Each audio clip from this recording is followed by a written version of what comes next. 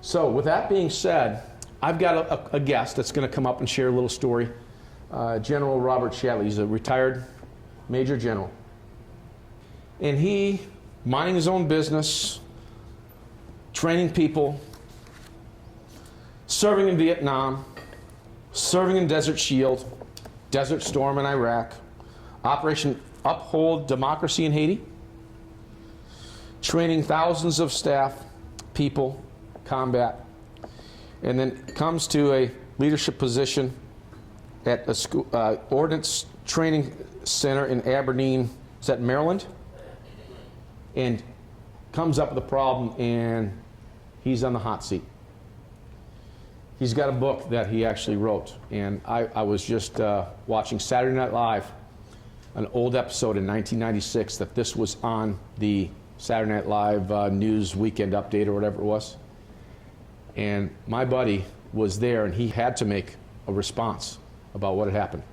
And we're going to have him share a little bit of his story. So let's welcome Robert Shadley.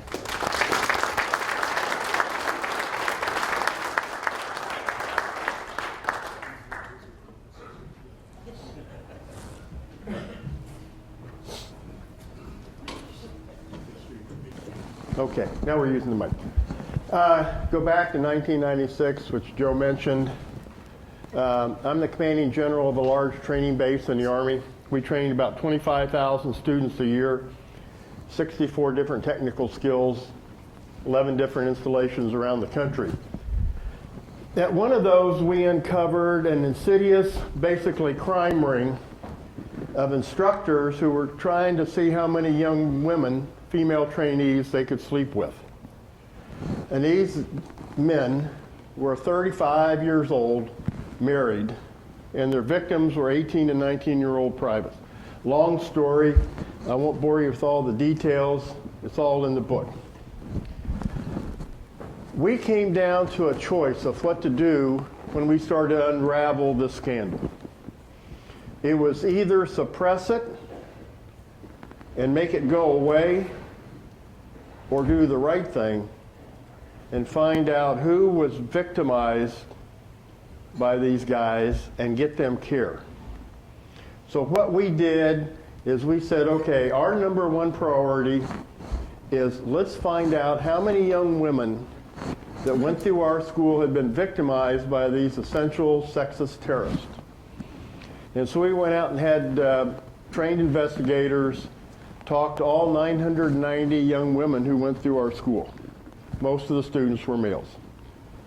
And from them we found out who the perpetrators were, and we turned them over to a judicial system, and then we looked to find out what caused the problem.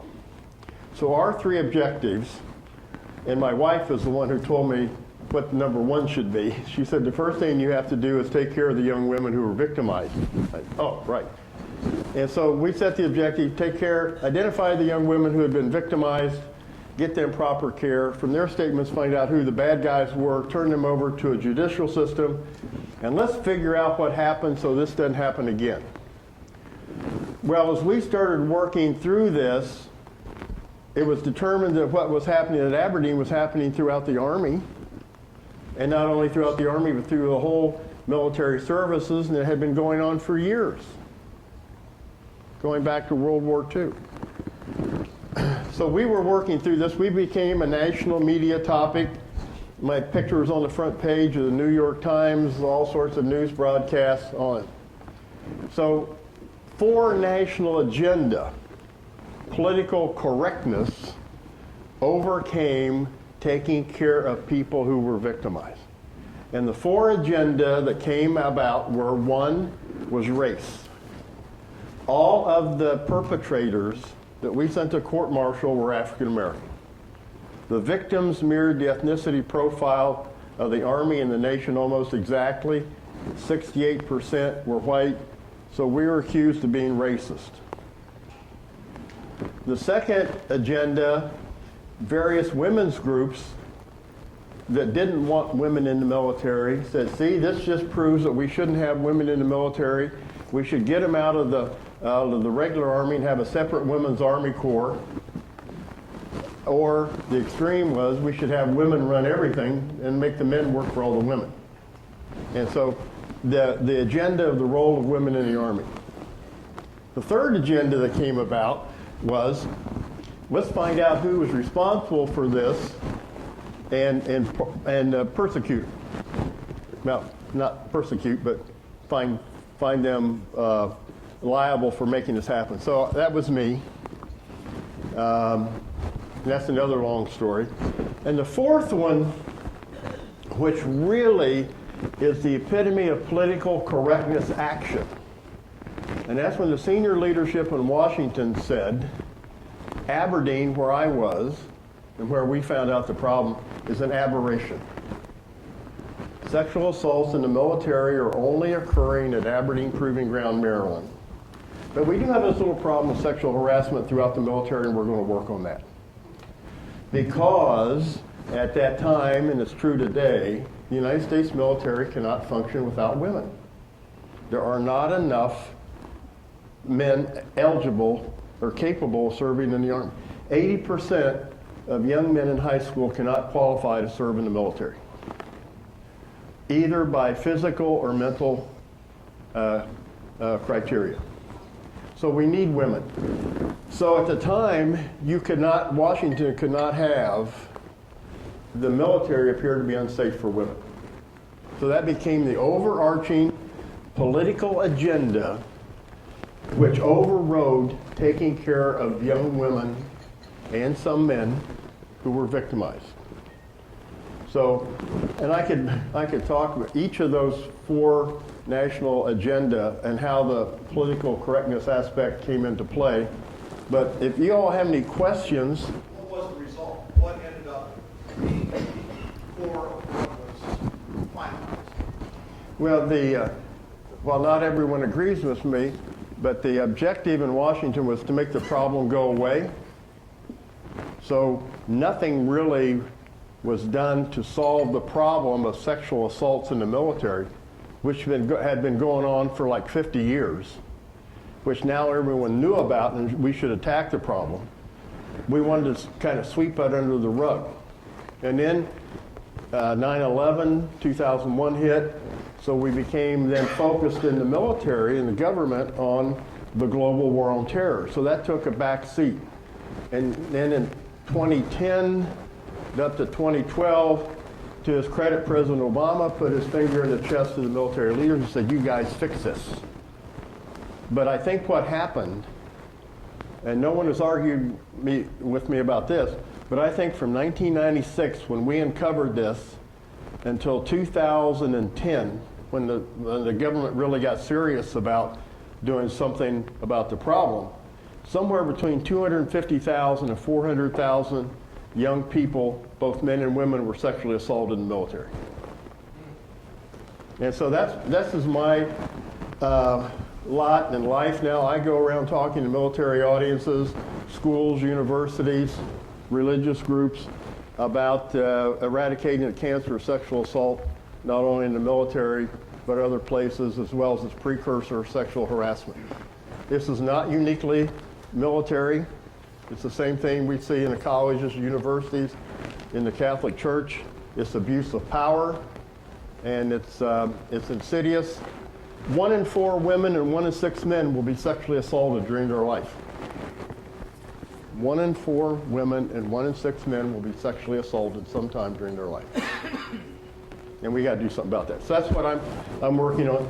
I will give you an example of political correctness. A good example. I'm getting ready to brief the NAACP. And I'm an engineer. I'm going to prove with numbers that we are not racist.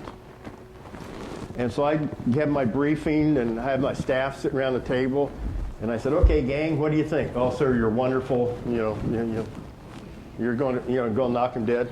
I come to Lieutenant Colonel Mary Jo Clark, African American. And I said, Mary Jo, what do you think? And she said, sir, you're coming across as a racist.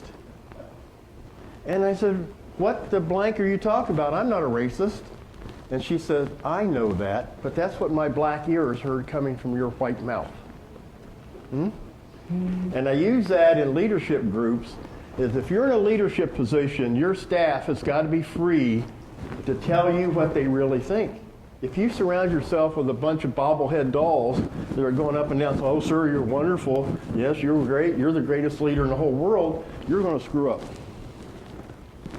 And then the other thing is your staff and the people who work for you need to feel free enough to tell you what you really think. And as a result of Mary Jo's comments, I tried to do something different and I failed. But at least she felt confident to come forward and tell me the unvarnished truth. And sometimes, Proverbs 27:6, wounds from a friend are better than many kisses from an enemy. So if we're really somebody's friend and they're doing something wrong, we need to call them out on it and help them correct that behavior and not just let it go away and say, oh, I can't bring that up. So anyway, I'll be happy to talk to anyone about this. Again, cheap advertisement, books are available. Self-publishing people will always do that. You have any questions, Joe? Actually, anyone else out here? Powerful, powerful statement. Words, you said something. Words hurt. Mm-hmm. Words can hurt. And I know even the words that I shared can be misconstrued unintentionally, and that can make things frustrating. But you said something about the people that you're surrounded with. I suppose families could be the same thing. Husband and wives, or I'm sorry, can't use husbands and wives. Couples or partners in the home that share responsibilities. Sometimes words can hurt, and it's good that we evaluate those words. But in businesses, if you've got a bunch of yes people and people are not free to share, that's an interesting leadership principle. Any more thoughts on that? Well, again, Joe, you're absolutely right. The key is, and as you mentioned, the good part of political correctness is the sensitivity. You never know what you say is going to hurt somebody. I was teaching a class down at Fort Leavenworth, and I made the comment that everyone in this room hears things differently than I think what I'm saying. I said, men in the audience hear things differently than the women. Persons of color hear things differently than white people. And I said, well, you've got to be sensitive to that. Did anyone find anything offensive about that comment? A young sergeant came up afterwards and said, sir, I just want you to know that I'm African American, I'm not colored. And that certainly wasn't intent. But words matter. Words matter. And being sensitive is one thing, but adjusting your behavior to do the easy wrong as opposed to the hard right is where we get into trouble with political correctness. Big round of applause for the General.